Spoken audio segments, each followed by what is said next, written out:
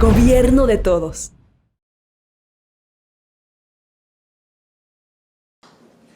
Hola, ¿qué tal? Bienvenidos, les saludo con muchísimo gusto. Bienvenidos a Mitos y Realidades de.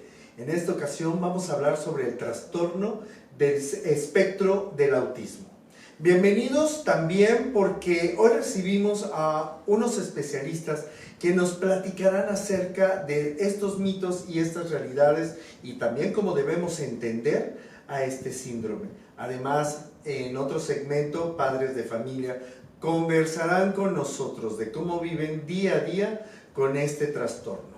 Espero que estén muy bien preparados porque hoy vamos a tratar un tema muy importante que estoy seguro que a usted le servirá de mucho. Comenzando, tenemos nosotros una pregunta. ¿Por qué se celebra el Día Mundial del Autismo? Es un día para enfatizar la necesidad de visibilidad de la población autista, la necesidad de informar, hacer conciencia de esta condición, así como las oportunidades que requieren para hacer valer su derecho de ser parte de la sociedad. Respecto al espectro autista, hay 3 días conmemorativos internacionales. El primero, el 18 de febrero, que es el día del Asperger. El 2 de abril, que es el Día Internacional para la Concienciación del Trastorno del Espectro Autista.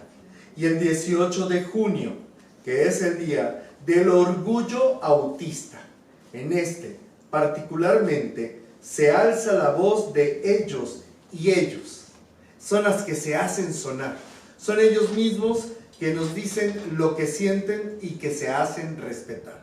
También hay otra pregunta que nos gustaría abordar muchísimo, que siempre resuena en nuestras cabezas. ¿Qué es el trastorno del espectro autista? Es una condición de origen neurobiológico que afecta la manera en que las personas que la viven procesan la información social, la comunicación y además conlleva a particularidades en intereses, actividades y conductas que pueden ser restringidos, repetitivos o estereotipados. Siguiendo de esta presentación, vamos a empezar con este tema. Para usted, psicólogo Carlos Ansores Herrera, ¿qué nos podrías contestar acerca de este trastorno? Si lo podemos considerar síndrome o solamente trastorno, ¿cuál sería la postura?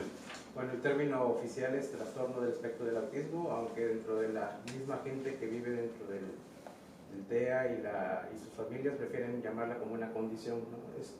Sin embargo, el término oficial es trastorno. Y aunque el nombre llega a sonar un poco aterrador, ¿no? Realmente a lo que se refiere es que hay una alteración del funcionamiento del sistema nervioso que ocasiona todas esas características asociadas al autismo. Doctor Cañón, no sé si también quieras decir. Sí, finalmente es por la terminología, oficialmente es trastorno del espectro autista. Síndrome se refiere más bien a condiciones clínicas, se utiliza en medicina para otro tipo de condiciones, y para condiciones del neurodesarrollo como tal utilizamos más bien la palabra trastorno, aunque finalmente engloba datos clínicos tanto físicos como psicológicos, como mentales, pero para fines prácticos se utiliza mejor la palabra trastorno. ¿Y cómo podemos entender el concepto del autismo? ¿Qué es el autismo? Para una persona que en la calle va caminando y de repente, es que mi hijo es autista, ¿cómo le podríamos explicar a una persona en la calle, en el hogar, acerca de este término? Bueno, como lo mencionabas al inicio, el trastorno del espectro del autismo es una condición que tiene de por medio un funcionamiento diferente del sistema nervioso y que va a ocasionar que se afecten principalmente las dos esferas más humanas, ¿no? Es decir, la posibilidad de comunicarnos con los demás y relacionarnos. Y además de estas dos características esenciales para el diagnóstico, también están presentes un conjunto de patrones persistentes en la conducta, en las actividades, en los intereses que pueden ser como muy restringidos. que se asocian a inflexibilidad, ¿no? Pero en esencia lo que está afectado es la posibilidad para comunicarse socialmente y relacionarse con los demás, como lo hacemos comúnmente. Es una condición de vida donde está afectada principalmente estas áreas, pero que hace que la persona que tiene el trastorno perciba de una manera diferente su entorno, diferente a como la gran mayoría o lo que estamos acostumbrados o lo que típicamente está acostumbrado a percibirlo. Entonces la forma en la que percibe su entorno puede ser o es diferente, y eso lo lleva a que la forma en la que se desarrolla, la forma en la que evolucione, la forma en la que se interrelacione con todo su ambiente, no solo con otros seres humanos, sino en general con todo su ambiente, claro, sea diferente. Y efectivamente lo que más está afectado es esa comunicación social, es el principal, y va aunado de muchas otras cosas, como alteraciones de la sensibilidad, alteraciones de todos los sistemas sensibles, alteraciones de la cognición, etcétera, ¿no? Pero efectivamente, básicamente, ¿cómo le diría yo a otra persona cómo definiríamos que tiene autismo? Bueno, pues porque lo que está afectado básicamente es eso. Yo tengo una pregunta en lo particular, me voy a salir un poco de mis tarjetas, que me está dando vueltas desde que me plantearon este tema. Es muy difícil comprender lo que pasa en la cabeza de un ajeno, ¿no? Pero, ¿cómo lograr comprender qué le pasa a un autista? Porque cuando vemos una reacción, ¿no?, de un niño o de un adulto, de repente, bueno, es que es maleducado, ¿no? Eso es una de las cuestiones que siempre salen de los ajenos a esa familia que está sufriendo o que está con este padecimiento. Pero, ¿cómo entenderlos? ¿Cómo hacer ese proceso de entendimiento? Además de explicarles, este es el autismo, pero definitivamente no terminamos de comprender y de entender muchas cosas, ¿no? Por esa cuestión ajena a que no me está pasando nada. Bueno, aunque muchas de las características asociadas al TEA son conductuales, lo que está de por medio son procesos que subyacen es decir, si fuera como un iceberg, en la punta del iceberg está toda la conducta de las manifestaciones características del autismo. Sin embargo, lo que las ocasiona está por debajo, que son los procesos que están alterados, ¿no? Hay varias hipótesis para explicar qué sucede dentro del autismo en cuestión de procesamiento cognitivo, de procesamiento sensorial, otras variables de la comunicación, ¿no? Inflexibilidad, etc. Entonces, aunque es algo netamente observable en la conducta, ni siquiera físicamente, sino en el comportamiento, lo que lo ocasiona es todos estos procesos que están de base. Entonces, lo importante como sociedad no es mirar el comportamiento y juzgarlo, a lo mejor un malcriadez o es berrinchudo, etcétera, sino informar, ¿no?, para que se entienda que hay niños que sí pueden ser berrinchudos, pero hay otros que no es una cuestión de berrinche, sino llegan a sobresaturarse de estímulos, ya sea sociales, de estímulos sensoriales, y que pueden desencadenar en una explosión conductual. ¿Este trastorno se puede considerar nuevo? ¿Desde cuándo se diagnostica o desde cuándo aparece este trastorno en la historia de la medicina? Bueno, definitivamente no es un trastorno nuevo. Lo que sí es que se ha ido conociendo cada vez más sobre las características, sobre la forma en la que se presenta, y entonces ahora se está más sensibilizado y existen obviamente pues más instrumentos para poder hacer los diagnósticos, para poder ver los diagnósticos. Pero si nosotros vemos, por ejemplo, en la literatura, pues hay descripciones donde se había ya pensado o cumple con las características de trastornos del espectro autista. Entonces, no es algo nuevo, es algo que ha acompañado a la humanidad durante todo el tiempo. Lo que pasa es que no existía la definición, no existía el diagnóstico como tal. Y eso ha sucedido pues, con muchas alteraciones, sobre todo con problemas de trastornos del neurodesarrollo. Claro. ¿Y es posible que una persona que haya vivido durante mucho tiempo llegue a la etapa adulta y diga, pues soy autista? Sí, claro. Sí, por puede supuesto. pasar. Y muchas veces, claro. Yo soy autista. Sí, porque de repente yo también puedo decir soy autista. Porque... Mientras mayor sea la severidad de los síntomas o las características, a menor edad nos vamos a dar cuenta, ¿no? Entonces digamos, el cuadro clínico queda como más claro y entonces se puede advertir desde esa edad, ¿no? Mientras menos severidad estén presentándose las características, entonces como que el proceso de identificar lo que está ahí va a ser más retardado. Entonces algunos niños que no se les da el diagnóstico antes de los 6 años porque pareciera que no tiene, o sea, tiene conducta hiperactiva, no sé, algunas características que no las asocian al autismo sino a otro tipo de condición.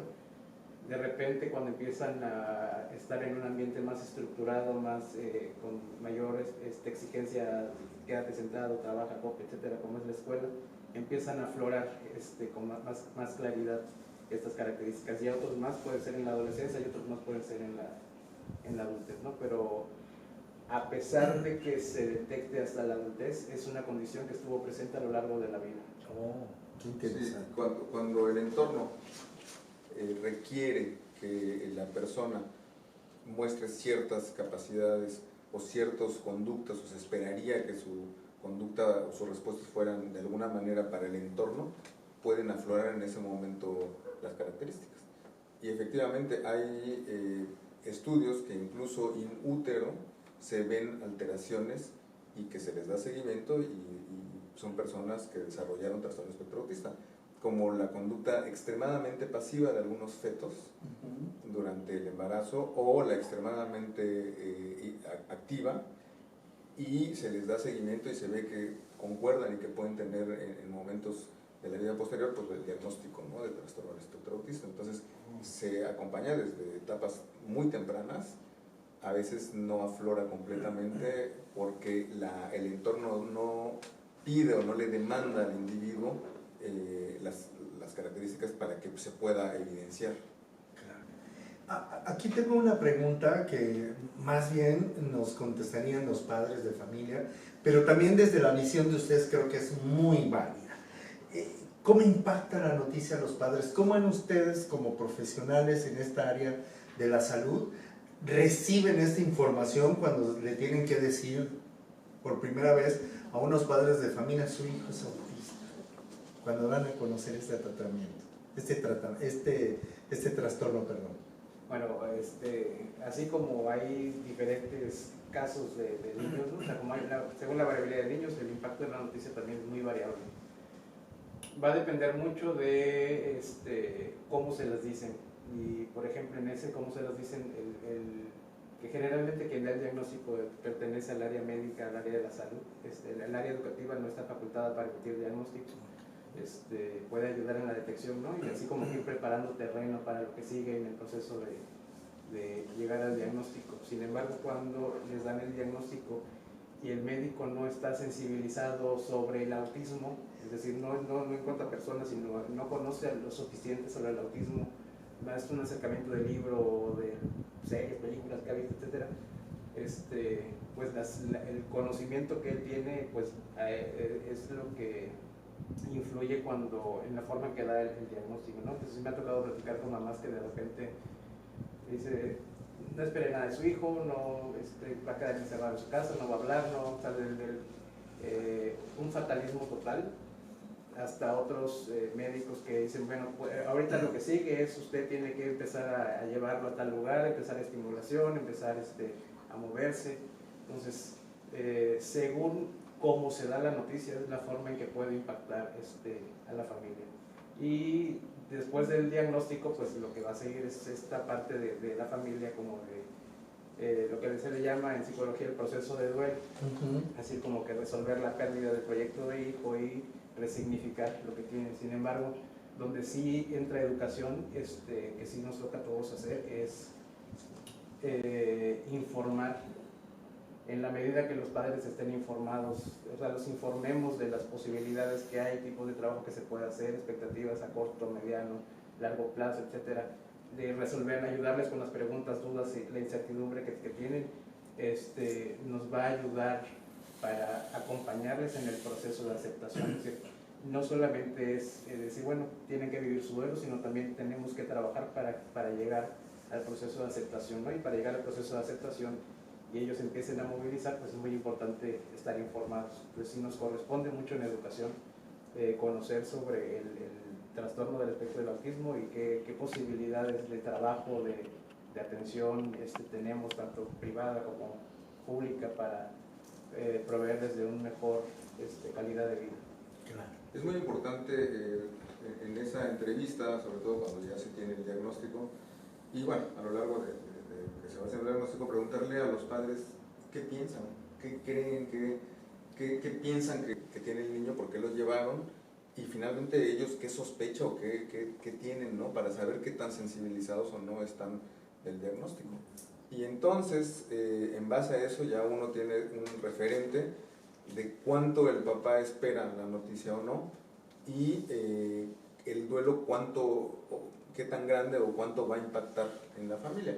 Todos tienen que vivir el duelo, no solo con ese diagnóstico general, con cualquier diagnóstico, porque es una pérdida del equilibrio, es una pérdida de la salud, pero es importante acompañar el proceso para que sea menos difícil, para que sea más fácil la aceptación y sobre todo para iniciar lo antes posible el tratamiento del paciente, porque no hay que perder de vista que el objetivo del tratamiento es lograr que se integre lo mejor posible a la sociedad.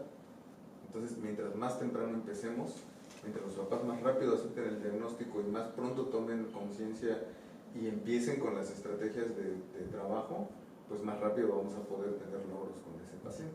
Entonces es súper importante que el duelo sí lo vivan, pero que al mismo tiempo que están viviendo ese duelo tomen acciones, ¿no?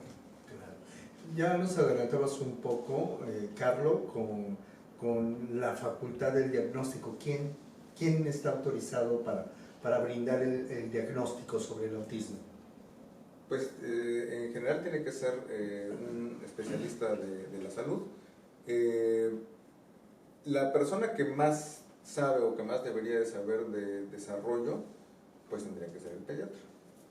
Y la persona que más debería saber de desarrollo neurológico, que más sabe de desarrollo del neurodesarrollo, pues es el neurólogo pediatra. Otras personas que están facultadas pues son los psiquiatras, sobre todo los psiquiatras. El psicólogo también tiene facultades para poder hacer el diagnóstico, pero es muy importante que tengan un conocimiento vasto, un conocimiento amplio del trastorno del espectro autista. Existen certificaciones para poder establecer los instrumentos de diagnóstico, para poder llevarlos a cabo y para poder calificar esos instrumentos de diagnóstico, porque una cosa es lo que yo veo en la consulta, lo que a mí me parece que tiene el paciente, que es algo subjetivo y que yo creo que sí puede tener, y otra cosa es aplicar el instrumento de diagnóstico y después calificarlo y decir objetivamente si cumple con los criterios para el trastorno del espectro autista, efectivamente cumple. Y además de eso, podemos hacer el diagnóstico del espectro autista, tenemos que hacer un diagnóstico completo porque tenemos que hacer el diagnóstico de las comorbilidades. Si tiene trastorno del espectro autista, es tal grado, pero además como comorbilidades tiene discapacidad intelectual, tiene trastorno alimenticio, tiene epilepsia, tiene trastorno por déficit de atención, tiene trastornos de conducta. Y entonces en base a todo eso que vas a dar como diagnóstico final, que a veces te pueden quedar 3 renglones o 4, te va a servir para que en base a eso puedas planear en conjunto con psicología, con educación, con las terapistas, etcétera, todo lo que hay que hacer con ese paciente para ir mejorando pues, en todo lo que tienes problemas, ¿no? Entonces el diagnóstico tiene que ser no solo si tiene autismo o si tiene trastorno del espectro autista, sino tiene trastorno del espectro autista con todo esto para que yo lo pueda tratar y mejore. Claro. Ya me voy a agarrar de algo que ya dijiste, grados del autismo. ¿Son grados? ¿Hay tipos? ¿Cómo se califica el autismo? ¿Se divide? ¿Hay etapas? ¿Cómo entender mejor el autismo a través de eso? Bueno, el diagnóstico especifica, ¿no?, el nivel 1, nivel 2 o nivel 3 actualmente en la clasificación actual. Sin embargo, esos niveles no apuntan al niño, es decir, que el niño esté en nivel 1, nivel 2 o nivel 3, sino más bien según llamemos el nivel de funcionamiento, las características que están manifiestas actualmente, el niño va a requerir altas necesidades, o sea, tiene altas necesidades de apoyo, y entonces se establece que es nivel 3, tiene bajas necesidades de apoyo o apoyos mínimos, entonces ese es nivel 1, ¿no? Entonces, no se hace el diagnóstico del nivel en función del niño, o sea, no es el niño de nivel 1, sino de lo que se tiene que ofrecer para ayudarle a él a salir adelante en lo que se requiera trabajar. Es la necesidad de ayuda. La necesidad de ayuda. Y esto nos sirve porque además, si yo ahorita tengo al niño y la necesidad de ayuda que él tiene es nivel 2, pero le doy toda la terapia que necesita, puede ser que yo lo revalore, no sé, en 1 año, 2 años, 3 años, no sé, y a lo mejor lo voy a poner en un nivel 1 porque la necesidad de ayuda ya cambió. Entonces es algo que es muy dinámico y es algo muy bueno porque antes se pensaba que el autismo, eras autista y se acabó. No tienes oportunidad, estás fuera de tratamiento, llevamos. Y no, si le dan el tratamiento adecuado, si se maneja adecuadamente, esa misma persona puede cambiar de un nivel 3 a un nivel 2, o un nivel 2 a un nivel 1. Y entonces te das cuenta de las necesidades que tiene en ese momento, en el momento en que lo estás viendo. Entonces es algo dinámico. No quiero hacer la primera pausa, sino antes lanzar esta siguiente pregunta, porque recordemos este programa se hace con los esfuerzos de la Secretaría de Educación en el estado de Campeche a través del Departamento de Educación Especial. Y entonces, el trabajo de los CAM, creo que también han colaborado con los CAM, doctor Señor, son muy importantes y han sido de mucha utilidad para nuestra sociedad. Pero, ¿cómo se trabaja aquí en Campeche a través de los CAM con los pacientes autistas? Bueno, en el caso del CAM 18, que es donde yo estoy, somos un centro de atención múltiple orientado exclusivamente a la atención de niños con diagnóstico de trastorno del espectro del autismo, ¿no? Entonces, nosotros trabajamos edad inicial, edad preescolar y primaria, porque la finalidad del CAM es ayudarlos en el tránsito, es decir, mejorar las posibilidades que logren habilidades, el potencial que tienen, para lo más pronto posible puedan irse a la escuela regular. No es la finalidad del CAM, no es que se queden en el CAM, ¿sí? Nosotros trabajamos para su inclusión. Y en ese trabajo pues es muy importante empoderar al padre de familia, es decir, que ellos aprendan cómo trabajar, cómo comunicarse, cómo jugar, cómo relacionarse con ellos, o sea, todo esto que mi niño es que no me habla, no juega conmigo, no me responde, entonces así como que me va parando como padre de familia estas formas de interacción. Y entonces parte del trabajo es con los niños, pero otra parte también es con los papás, informarles, hablar de los diferentes métodos o técnicas que utilizan los maestros para estimular o provocar habilidades que espontáneamente no se han dado. En otros CAM que no están enfocados directamente al autismo o que trabajan con otras condiciones y discapacidades, pues tienen formas de enfocarse, pero igual aquí la diferencia es que ellos tienen que dividir la atención con otro tipo de condiciones. Nosotros nada más estamos específicamente enfocados al TEA. Entonces sí, a través del CAM 18, por ejemplo, en la ciudad de San Francisco de Campeche, tenemos esa oportunidad maravillosa que los padres con estos, vivir con ese trastorno del espectro autista, tienen oportunidades, ¿no? Para poder hacer su vida normal, avanzar y tener educación correcta, como es la intención de la Secretaría, ¿no? Llevar la educación para todos, cumplir con esa norma que está incluso consagrada en la Constitución. Pues agradecemos mucho este primer bloque con ustedes, con los especialistas. Espero que haya entendido, me imagino que ha de tener muchas preguntas. Ya más adelante compartiremos también formas de cómo comunicarse con nosotros para que también manden sus preguntas y así tengamos trabajando a nuestros especialistas. Después de la pausa no los voy a despedir, por supuesto, porque más adelante los vamos a tener con nosotros, porque vamos a tener ese segmento que a usted le gusta mucho, derrumbando los mitos, resaltando las realidades. Ellos nos contestarán estas preguntas. Al regresar, ya los padres de familia estarán con nosotros para compartir esta experiencia de vida que creo que va a ser muy importante que usted lo escuche.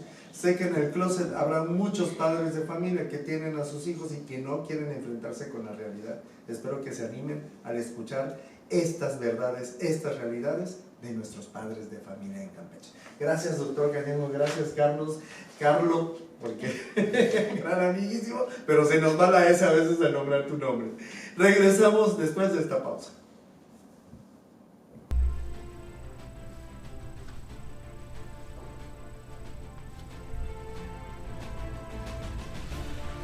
Estamos de vuelta con ustedes en este su programa de mitos y realidades. Hoy estamos abordando el trastorno del espectro autista. Con muchísimo gusto hemos escuchado a nuestros anteriores invitados, a los especialistas, que nos definieron muy bien qué es este trastorno del espectro autista.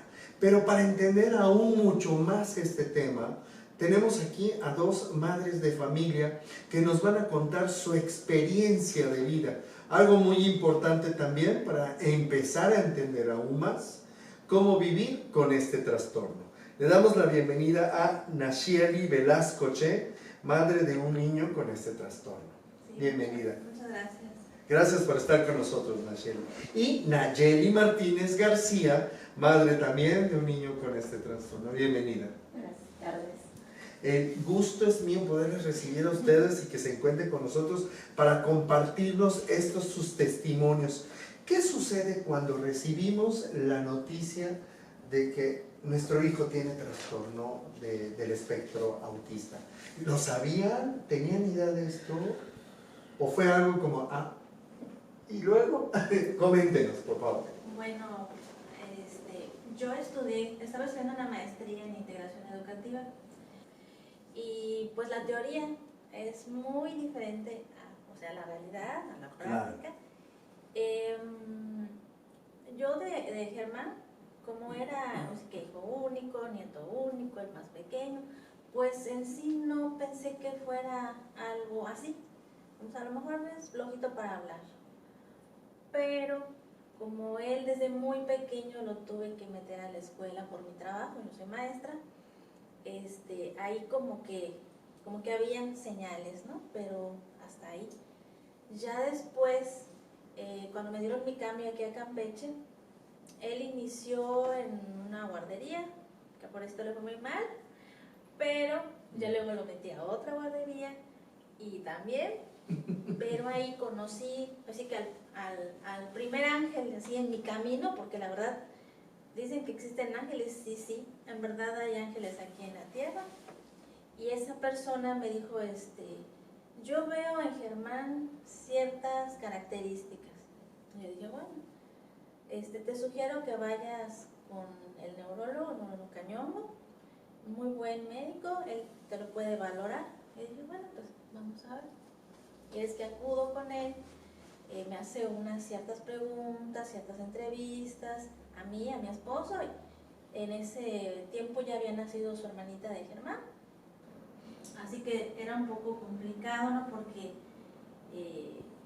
sí le dábamos la atención a Germán, pero también requería mi otra bebé. Pero pues el doctor Cañongo, la verdad, muy buen médico, él entendió la situación y ya nos programó otra consulta y ya él nos mandó a hacer un estudio a mi hijo que era un encefalograma para ver qué es lo que pues, tenía. En sí no me dijo él tiene eso, tengo sospechas por algunas características que usted me menciona que Germán puede tener autismo. Me quedé así, ¿no? Sí, me quedé en shock, pero dije, bueno, tenía la esperanza, ¿no? De que no fuera eso, porque dije, pues todavía le voy a hacer el estudio. Ya cuando le hicimos el estudio, ya tuvimos los resultados y lo llevamos con él para que lo interpretara y ya nos dice, tiene síndrome de Asperger. Pero se encuentra dentro, nosotros así, pues, ¿qué es esto? Se encuentra dentro del espectro autista, pero pues con cierta estimulación, él va a avanzar. Claro que en ese momento te dicen tantas cosas, pero tú quedas en shock, tú nada más te quedas pensando en eso. Salimos de la consulta y yo todavía así como que lo estaba asimilando, y mi esposo ya se fue más allá, no se va a casar, no va a estudiar, o sea, él fatalista, pero fue el momento, yo creo que fue el momento. Ya después, pues vives tu duelo y afortunadamente él salió más rápido, mi esposo, y él me dijo, no, vamos a hacer esto, esto y esto y esto. Entonces, él al momento sí fue fatalista, pero ya después dijo, no, vamos a avanzar. Ok, qué bárbaro, qué historia. ¿Para usted cómo fue? ¿Cómo Bueno, fue esta impresión de bueno, sí, recibir el Pero diagnóstico? antes que nada, gracias por la invitación. No, al contrario, Igual a gracias. veces que los espacios que se están dando a través de la Secretaría de Educación, del Gobierno del Estado, porque es importante, ¿no?, dar a conocer esta información. Así Y también los testimonios para que, como dijo usted, salgan y no se escondan y puedan recibir la atención que requieren los niños. Mi niño tiene 3 años, 7 meses, y pues ya tenía yo un hijo mayor, y pues obviamente todos los hijos son diferentes, ¿no? Pero pues hay ciertas cosas que como mamá dices son diferentes, pero algo sucede. Entonces, para mí sí puedo decir que fue beneficiosa la pandemia, porque pues obviamente por mi trabajo pues me quedo en casa y empiezo a notar ciertas situaciones en Matías y consulto por sus alergias supuestamente, y me dice el pediatra, mire, su niño tiene año 6 meses y sigue notando ciertas situaciones de que no habla, que le gustan las luces. Yo le recomiendo que visite a un neurólogo pediatra. Entonces, como mamá, yo en lo personal citaría mi hijo tiene 1 año. Entonces le dije, ok, y sí, me esperé así 1 año, 11 meses, no esperé más. En noviembre, y fui, empezamos con los estudios y te mandan a hacer todos los test, contesta, y que el encefalograma, y que si es el auditivo para descartar si es sordera, qué sé yo. Entonces realmente yo iba por el sí y qué voy a hacer. Entonces cuando yo llego el 20 de enero del 2020, pues llegas así como que tensa y ves, pues el doctor Fidel me dice, sí, su hijo es autista en un nivel 2, y en ese momento es así como, ¿qué me está diciendo? ¿No? O sea, si autismo, ¿qué es eso del nivel? ¿Qué? O sea, y te empieza a explicar, ¿no? O sea, como que necesita terapia del lenguaje y necesita no sé qué, y sí, como que te bombardean de información, pero es así como que tu cerebro queda en pausa porque dices, ¿y qué voy a hacer? O sea, ¿cuál es el primer paso que tengo que dar, no?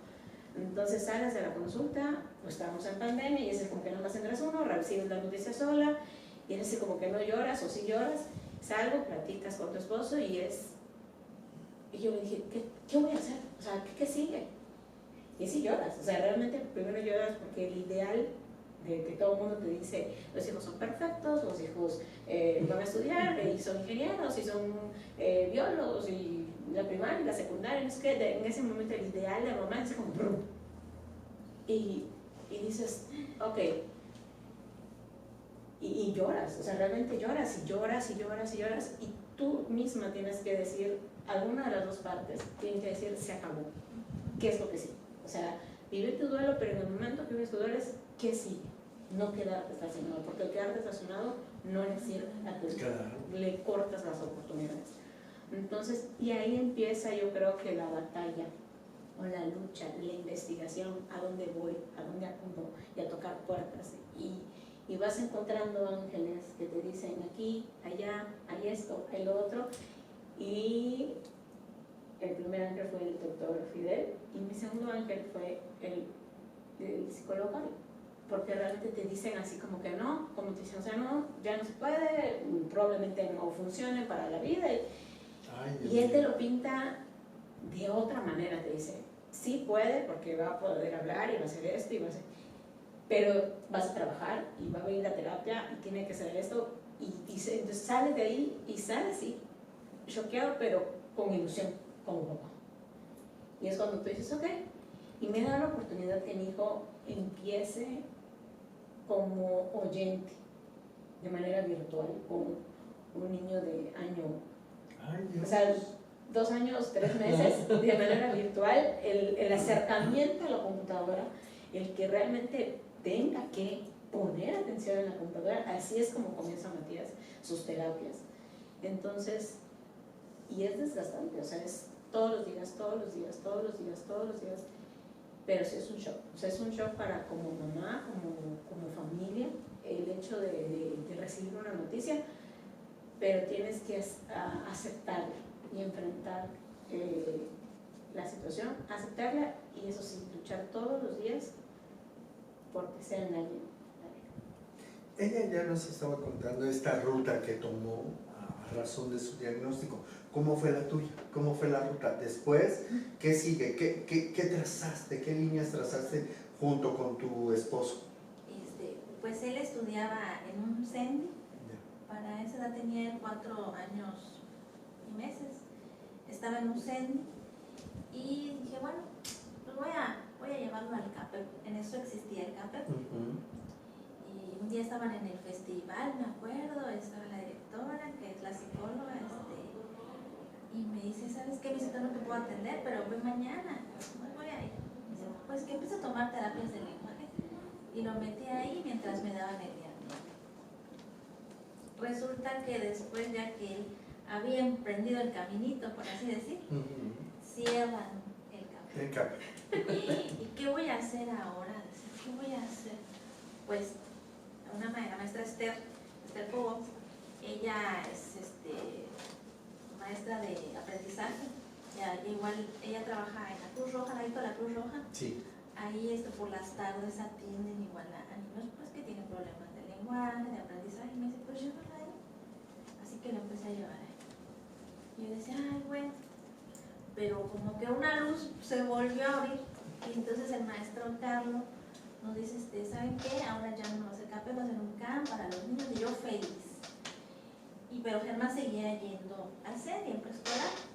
Obviamente no es lo mismo, y como nos comentaban los especialistas, cuando no está preparado el niño para estar en una escuela regular, o sea, son muchas cosas, y la verdad mi hijo fue muy valiente, muy inteligente a pesar de todo, o sea, él luchó por la vida y salió, ¿no? Entonces, cuando empezó a ir al camp, o sea, fue así que la salvación para nosotros, porque se empezaba a trabajar otras cosas. Y como madre, como dice Nayeli, nosotros que queremos, que escriba, que lea, que bueno, pero nos decía, tener un psicólogo muy bueno, y él me decía, a ver, ¿va a llorar? Llore, pero límpiese, porque su hijo la necesita. Y decía, pero es que, ¿qué va a hacer cuando vaya a la primaria? A ver, viva el presente, no se preocupe del futuro. ¿Usted sabe qué va a pasar? No, le decía, entonces, viva su presente. Ahorita, ¿qué va a hacer por Germán? ¿Qué necesita Germán? Que así no. Entonces, algo que a nosotros nos ayudó muchísimo como familia, que ir a terapia es caro, y lo teníamos ahí en el campo. O sea, los niños mientras estaban con sus maestros, había días destinados para que nosotros pasáramos como padres para platicar, a ver qué ha pasado, cómo se han sentido, no sé qué. Entonces, para nosotros era fabuloso, pudimos llevar el tiempo que estuvimos ahí, ese camino para Germán. Desgraciadamente vino la pandemia. Claro, ya fueron muchos años, Germán tiene 10 años. Actualmente tiene 10 años. Actualmente tiene 10 años. Y entonces dijeron, bueno, pues ya, desde virtual, y pues bueno. Entonces iba a haber la transición para que él estuviera en una escuela regular. Entonces yo tenía miedo, porque yo ya estaba, como dice el psicólogo, en mi zona de confort. Yo, mamá y papá estábamos, bueno, que siga Germán acá. Y nos decían sus maestros, no, Germán no lo queremos aquí. Germán tiene que continuar, ya, él tiene que avanzar. Y el doctor Cañón igual nos recomendaba que Germán tenía que convivir con niños, pues copiar esos comportamientos, la socialización, o sea, a su vida normal. Claro. Entonces como que tenía mucho miedo, porque decía, y cuando vaya al baño y yo no esté, ¿quién lo va a limpiar? ¿Quién le va a llevar el papel? Pero mire, o sea que mi hijo me dio así la sorpresa, solito. Se adaptó perfectamente a la escuela regular. Ya está acaba de pasar a 4º año. Hay cursos segundo y tercero, y la verdad no me arrepiento. Sí tenía miedo, y le puedo decir a los papás que no tengan miedo. Es algo que es un proceso, que no piensen que no van a poder, porque sí van a poder. Yo decía, mi hijo no va a hablar, y mi hijo me habla como un loco. Conversa, porque yo le decía, te quiero. ¿Y qué hiciste? Y ahora no. ¿Qué hiciste, Germán, en la escuela? Pinté, salió educación física, vino mi amiga, tal. O sea, algo que digo, bueno, o sea, valió la pena todo ese esfuerzo, porque se dice fácil, pero... No, sí, claro, pero qué o sea, lucha, ¿no? En la mañana iba a mi trabajo, Bien. llevaba a la niña al centro. Salía del trabajo, iba a buscar a Germán, íbamos al campo. Y le digo a Nay, nos quedábamos, mi esposo, yo y la niña, en el campo, a comer ahí. Porque la maestra nos dice, si les requiero, tienen que entrar. O sea, y así era, así estuvimos. O sea, no era de que llegara, como yo decía, como una familia normal, ¿no? De que lleguen del trabajo, papá, mamá, nos sentamos a comer, A ¿qué casa, hiciste? ver No, tele, esto, jugar. no, rápido, esto, ¿qué sigue? ¿Qué lo otro? Y ya ahorita que él está en la escuela rural, o sea, estamos disfrutando de eso, porque yo digo porque mi esposo trabaja en la tarde, llevo al niño, llevo a mi hija, me voy a mi trabajo, dan 2:30, voy por Kelly, voy por Germán, regreso a la casa, viene mi esposo y come.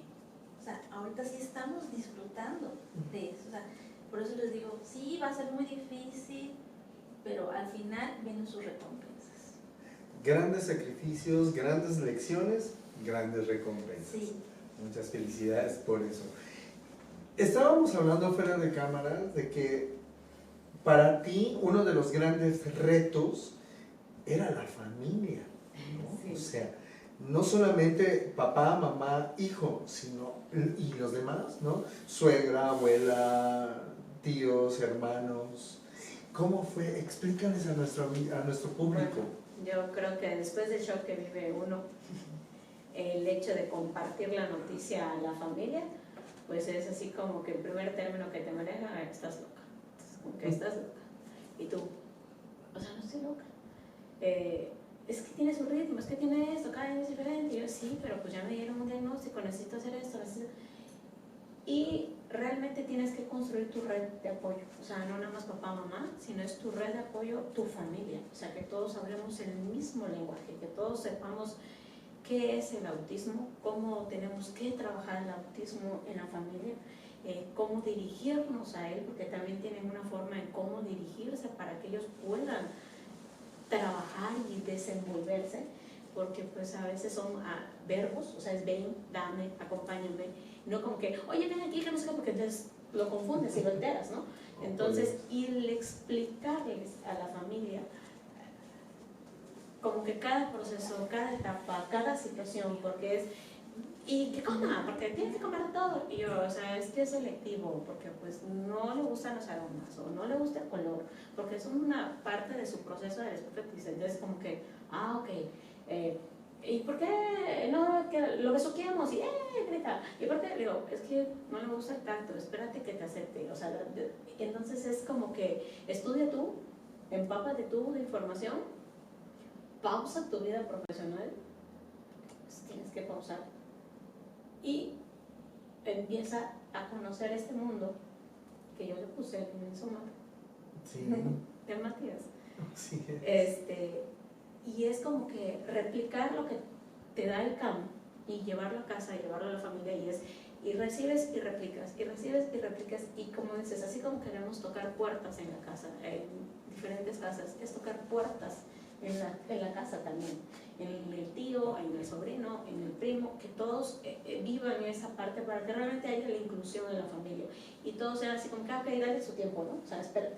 O es que Matías es así, o sea, déjalo, o sea, no pasa nada, así va a comer, porque eso que dicen, huele ese centro, o sea, él huele la galleta, le gusta, la come, no le gusta, la deja.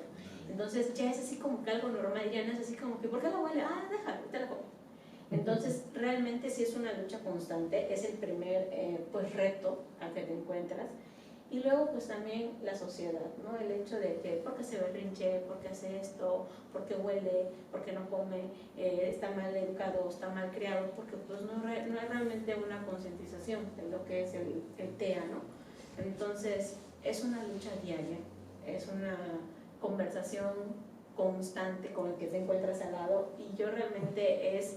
sí, tengo 2 hijos, o sea, tengo a mi hijo Santiago y tengo a mi hijo Matías, tiene TEA, y entonces, ¿por qué? Porque no sabes quién a lo mejor en casa sufre algo igual que tú. Claro. No porque sea sufrimiento, sino porque en un momento fue un sufrimiento, sino no lo he podido aceptar, no lo he podido reconocer, o a lo mejor tiene esas señales y no hay quien lo oriente. Claro. Y entonces es así como que, bueno, a lo mejor de gotita en gotita le llega a alguien, ¿no?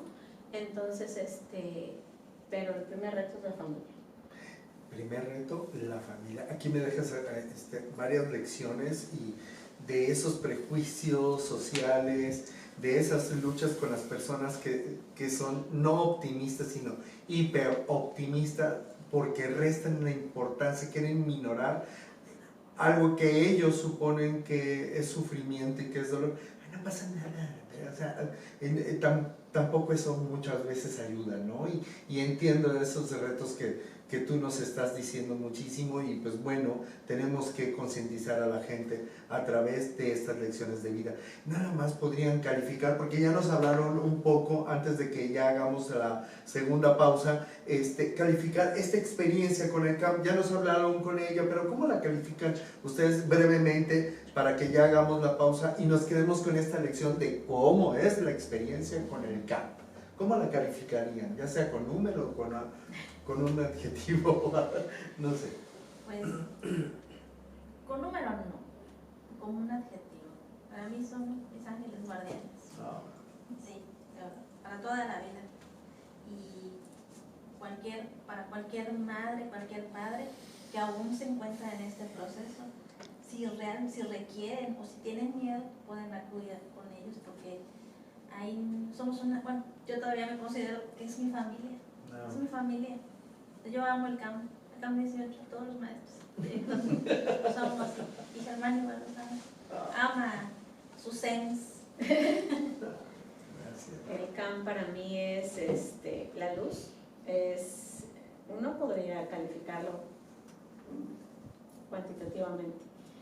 Tendría que ser cualitativamente.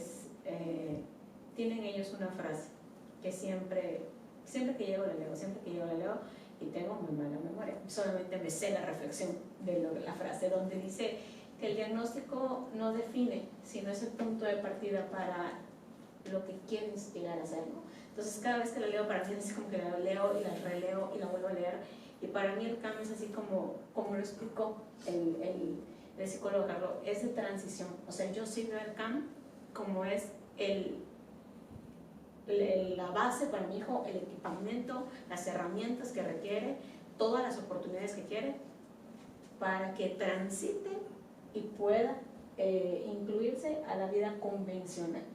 Entonces, para mí el CAM es de los espacios, de las instituciones que tiene Campeche, el CAM número 18, claro. El CAM número 18, que es lo mejor. Excelente, muy bien. Agradecemos mucho Nacheli Velasco y también a ti, Nayeli Martínez García, por su presencia y por compartirnos esto tan importante. Gracias a ustedes también y gracias a la Secretaría de Educación, porque pues es muy importante esto, sobre todo para las nuevas generaciones, para nosotras que somos maestras y que hay compañeras que igual se encuentran todavía en este proceso de que les llegan niños y ¡ay! ¿Cómo lo trato? ¿Cómo sabes? Entonces, Sí, ¿no? ¿no?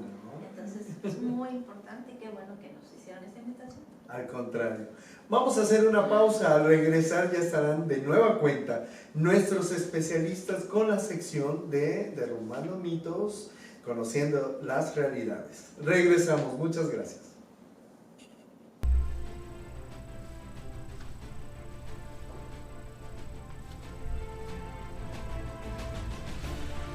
Bienvenidos de nueva cuenta a nuestro programa y ahora estamos en el segmento de derribando los mitos y conociendo las realidades. Algo muy fundamental en todos nosotros para seguir avanzando, por ejemplo, con este tema que hoy nos atañe, el trastorno del espectro autista. Muy importante para todos nosotros. Desde luego vuelvo a darle la bienvenida al psicólogo Carlos que nos acompaña y también al doctor Cañongo, que es un placer tenerlos aquí. A ambos porque son especialistas en este tema del trastorno del espectro autista. Pues vamos a comenzar, ¿verdad? Y aprovechando la presencia de estos dos especialistas con nuestro segmento donde lanzo una pregunta y cada quien me va a decir sí, no, ¿por qué? Pero vamos a comenzar contigo, Carlos. Psicólogo Carlos. Las personas con el trastorno del espectro autista no hablan. Es un mito, según Dentro del espectro te puedes encontrar una gran gama de conductas asociadas al lenguaje, ¿no? Entonces puedes tener niños no verbales, o sea que no tienen ninguna conducta que refiera el uso del lenguaje. Otros que pueden ser preverbales, tienen algunos intentos de comunicarse, y otros que sí pueden ser verbales, aunque no tengan intención comunicativa, y otros que sí tengan intención comunicativa. En esencia, la cuestión del autismo no es el lenguaje, sino la comunicación, ¿sí? Es decir, aún no tengan posibilidades de verbalizar, que el objetivo es que logren comunicarse de alguna forma eficiente, de manera tal que puedan ser comprendidos por los demás en sus necesidades, deseos o lo que ellos quieran expresar. Después de la pregunta, si gustan robar la palabra, con todo gusto se la cedemos, ¿de acuerdo? En esta pregunta quiere... Sí, volvemos a lo mismo, incluso pueden ser preverbales o pueden tener una condición pobre de comunicación verbal y cambiar a lo largo de su vida. Y entonces es uno de los objetivos del tratamiento, que se pueda mejorar el objetivo es la comunicación, pero si es una comunicación oral, una comunicación verbal, podemos irla mejorando con las terapias y puede llegar a desarrollar el lenguaje. Entonces, pues sí es un mito, ¿no? El hecho de que no hablen. Mito, muy bien. Mito o realidad. Las personas con este trastorno no se relacionan o no les interesan a las demás personas. Bueno, pues también es un mito. Efectivamente, como lo dice el psicólogo Carlos, por eso se llama trastorno del espectro, porque es como el espectro de colores, que puede ir desde un color blanco y pasa por toda la gama de colores hasta un color negro y cambia en intensidades. Pues de igual manera cambia en las intensidades sociales, en las intensidades de comunicación. Entonces habrá niños que efectivamente, o personas que efectivamente tienen el trastorno y que viven en un mundo aislado, prácticamente no tienen ningún contacto o no se comunican, pero hay una gama tan grande como que pueden tener una intensidad muy grande de relación. Entonces se basa más bien en que es diferente la forma en la que se relacionan, la intensidad es diferente. Puede ser que sean niños que vienen y se relacionan de una manera que no esperas, por ejemplo, llegan y abrazan a todos, llegan y a todos les dan beso y a todos. Entonces dices, esa interacción es un poco extraña, no es lo que yo esperaría para un niño de 6 años, por ejemplo, ¿no? O por el contrario, no se relacionan completamente con nadie, tratan de estar aislados, le huyen a hacer el contacto visual, le huyen al contacto físico. Entonces, por eso se llama espectro, porque puede ser que la relación sea mínima o que sea súper intensa y que es lo no esperado o lo atípico para ese momento, para esa edad que tiene esa persona, y entonces pues eso derribaría ese mito. Sí, algunos sí se relacionan, algunos no. Siguiente mito o realidad. No pueden ir a una escuela regular. También es mito, es decir, se tiene que trabajar para que la experiencia escolar sea exitosa, ¿sí? No nada más es llevarlo por llevarlo, sino tienes que preparar primero el terreno de quién lo va a recibir, ¿no? Y pensar en este momento con las características que el niño tiene. ¿La escuela regular es el mejor escenario para la respuesta educativa que él requiere?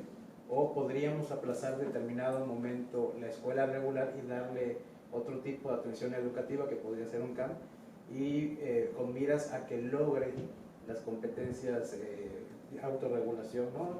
En mi experiencia, los dos factores que más van a dificultar el proceso de integración a la escuela es la inflexibilidad, que tiene que ver esa dificultad para adaptarse a los cambios, entre otras cosas, y las alteraciones del procesamiento sensorial, ¿no? Entonces, son los dos aspectos que potencialmente pueden generar crisis conductual. Entonces, cuando los maestros escuchan que el niño tiene autismo, está dentro del espectro autista, lo primero que piensan es un niño que está tirado en el piso haciendo pataletas y no saben qué hacer, ¿no? ¿Por qué? Porque es la imagen que en las campañas de sensibilización pues es lo que ponen, ¿no? Entonces esa es la imagen que ellos tienen y pues da miedo. Entonces es un poco explicarles al entorno educativo de qué se trata el autismo, qué es lo que podemos esperar, lo que se puede hacer, cómo manejar en dado caso que hubiera un evento de estos, que cuando el niño se siente cómodo y no está estresado, no se siente amenazado, se siente porque el hecho de que no se relacionen no quiere decir que no se dé cuenta, se da cuenta precisamente de si lo aceptan, si tiene bueno, la aceptación del maestro, de sus compañeros, y si no está en estado de tensión, pues, entonces es muy poco probable que pueda desencadenarse una crisis conductual todos los días, ¿no? Puede ocurrir, pero no va a ser como que lo frecuente. Pero sí es importante pensar, en este momento, de acuerdo con las características del perfil de mi alumno, ¿es la escuela regular el escenario educativo idóneo para la respuesta educativa que él requiere, o podemos aplazar y trabajar para que la escuela sea una experiencia gratificante para él, ¿no? Y para la familia? Claro que sí. Y también es importante ver si a la escuela a la que va a acudir el niño por las características que él tiene es la ideal en este momento, porque no es lo mismo un grupo en el que hay 10 niños, 12 niños, a un grupo en el que hay 30 o 40, precisamente por las alteraciones de la sensibilidad que pueden tener, la sensibilidad auditiva, sensibilidad visual. Entonces no es la misma cantidad de ruido que van a hacer 6, 7 niños que la cantidad de ruido que van a hacer 30, 40 niños, ¿no? Entonces también eso tenemos que ver. La escuela al regular a la que quiero llevar a este niño es la ideal por las características que tiene, ¿sale? Entonces, en base a eso, decidir si sí o si no. También podemos escoger entre una escuela y otra, aunque sea la misma, todas las escuelas regulares, cuál es la mejor para ese momento. Correctísimo. Siguiente mito o realidad. Nunca harán una vida independiente. Bueno, pues también este es un mito. El objetivo del tratamiento pues, es que hagan una vida lo más independientemente posible. De hecho, uno de los objetivos del tratamiento pues, es ese, ¿no? Que logren la independencia. La piedra angular del tratamiento son las terapias y están enfocadas principalmente, digo, además que están enfocadas para el aprendizaje, están enfocadas para que puedan hacer una vida independiente. Independiente físicamente, independiente económicamente, independiente socialmente e independiente en la comunicación. Entonces, no todos lo logran, pero sí hay una buena parte de niños que sí lo logran. Estoy de acuerdo con el doctor. Hay las comorbilidades que pueden estar alrededor del autismo, es lo que puede dificultar o facilitar el hecho de que logren una vida independiente. Sobre todo, bueno, para nosotros en la educación el factor de la capacidad intelectual es uno de esos componentes que podrían facilitar o limitar la cuestión de independencia personal, ¿no? Autonomía, todo eso. Pero también el manejo dentro de la casa, porque a lo mejor ya pueden tener 6, 7 años y no realizan las responsabilidades que se esperan que un niño a esa edad pueda realizar, ¿no? Entonces todavía lo visten, todavía lo desvisten, todavía lo bañan, en lugar de promover desde la familia la independencia y la autonomía. Entonces es importante no nada más el potencial del niño, sino también los ajustes que se hagan desde el entorno y la educación. Correctísimo. Último mito o realidad. No toleran los sonidos o el contacto físico. Bueno, también es un mito. Tenemos 8 sistemas sensoriales. Generalmente nada más escuchamos de los 5, que visión, audición, tacto, gusto, olfato, pero tenemos otros 3, ¿no? La interocepción, la propiocepción y el sentido vestibular. Entonces, estos 8 sistemas sensoriales pueden tener algún tipo de alteración.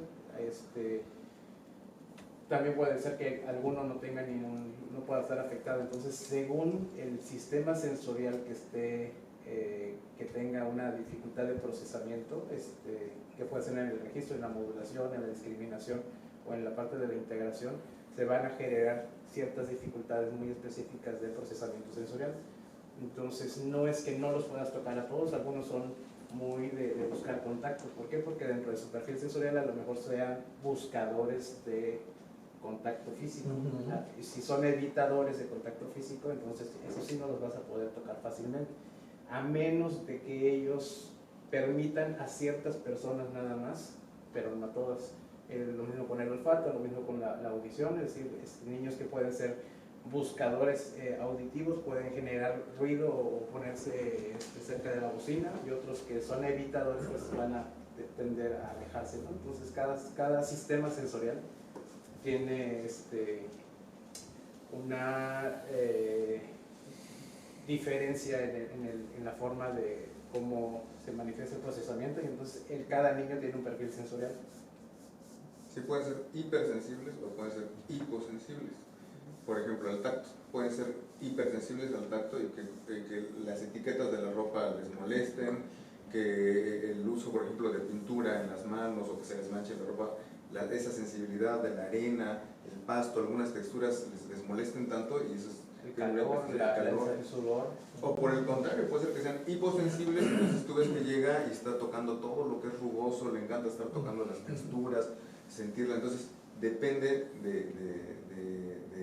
en qué característica tenga ese paciente. Igual con los sonidos, pueden ser hiposensibles al sonido y entonces son buscadores de sonido y se acercan a las bocinas, se acercan a las fuentes de sonido, o son hipersensibles. Y sobre todo lo que les molesta en general, cuando nosotros vemos la música, las ondas musicales son simétricas, son bien hechas. Cuando vemos el ruido son puras rayas, ¿no? Así asimétricas, horribles.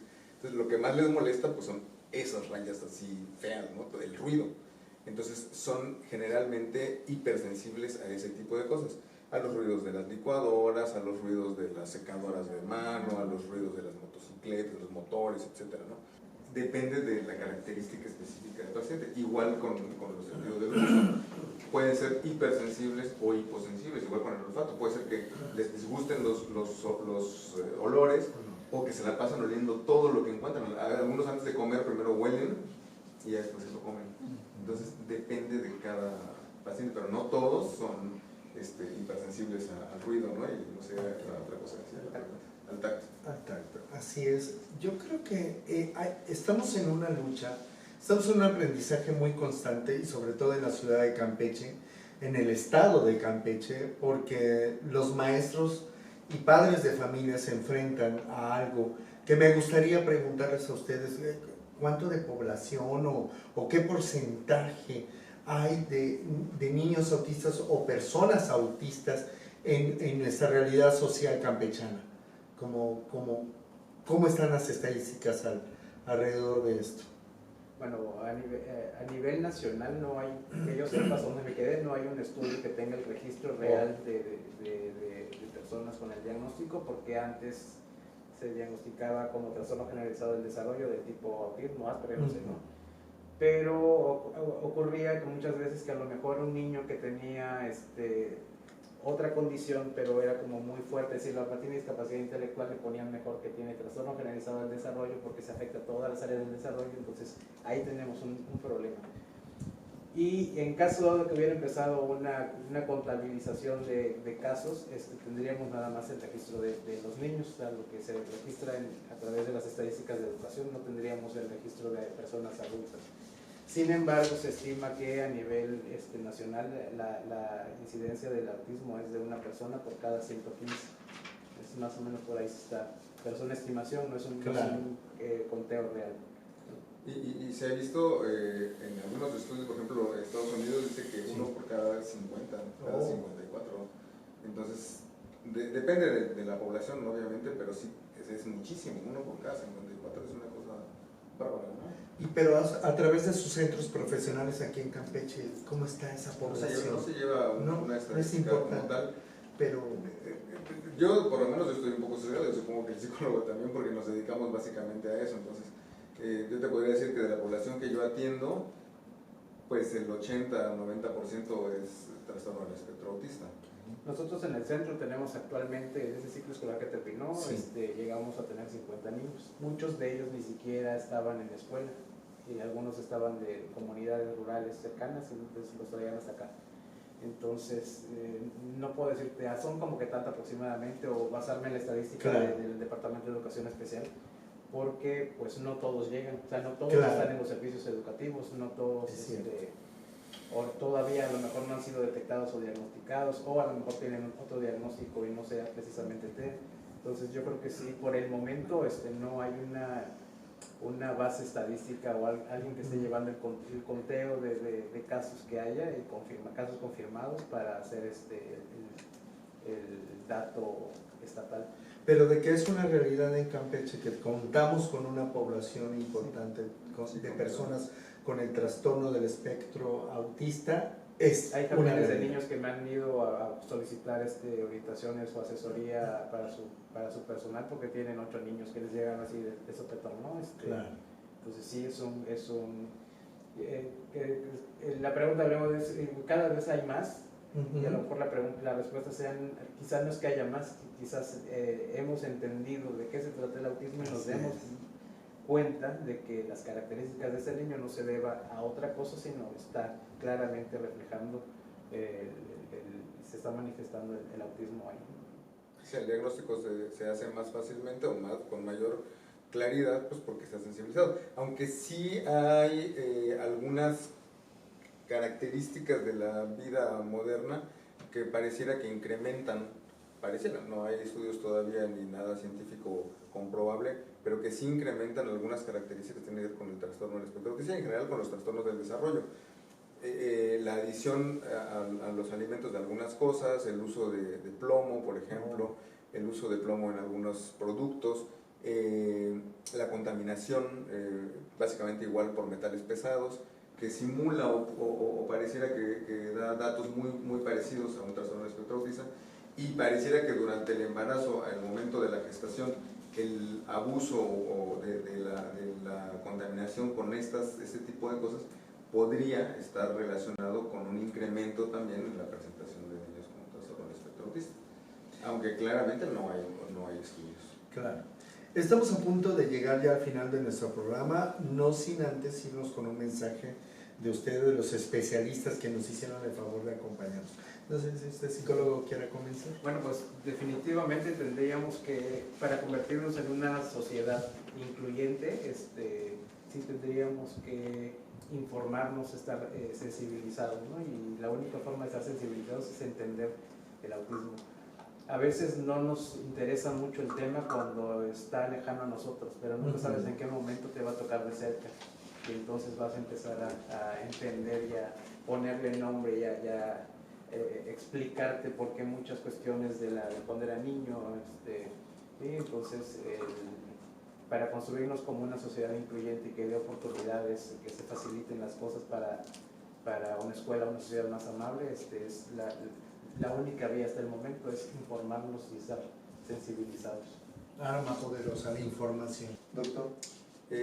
Yo creo que una cosa es sensibilizar a la población, y algo muy importante que a mí me parece algo básico es no perder nunca de vista los objetivos que tenemos. El objetivo es integrar a las personas que tienen condiciones diferentes, condiciones atípicas, lo más que se pueda a la población y a la sociedad en general, y que hay que darle la oportunidad a todos, y esto me refiero a todos, aunque el grado que tenga es un grado 3, hay que darles la oportunidad del tratamiento.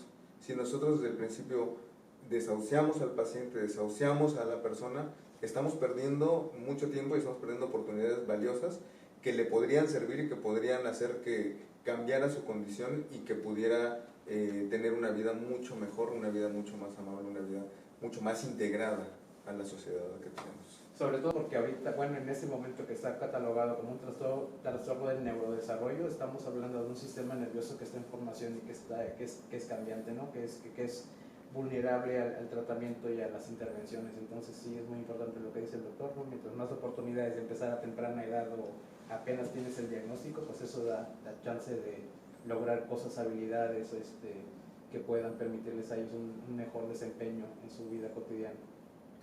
Pues agradecemos muchísimo a nuestros especialistas que nos han visitado en esta ocasión, el psicólogo Carlos Sansores Herrera, director del Centro de Atención Múltiple número 18, desde luego al doctor Fidel Cañongo Eurán, neurólogo pediatra, certificado en detección y diagnóstico del trastorno del espectro autista. Muchísimas gracias, y nada más nos resta decirles a ustedes que la reina aquí es la empatía, la paz también en nuestros centros educativos para que podamos salir adelante y poder lograr que nuestra sociedad crezca y se desarrolle y logremos estar unidos como hermanos. Muchas gracias a ustedes, muchas gracias a usted que nos ha visto. Esta es una producción de la Secretaría de Educación en el estado de Campeche a través de la Dirección de Educación Especial aquí en esta misma Secretaría. Muchísimas gracias por su atención. Gobierno de todos.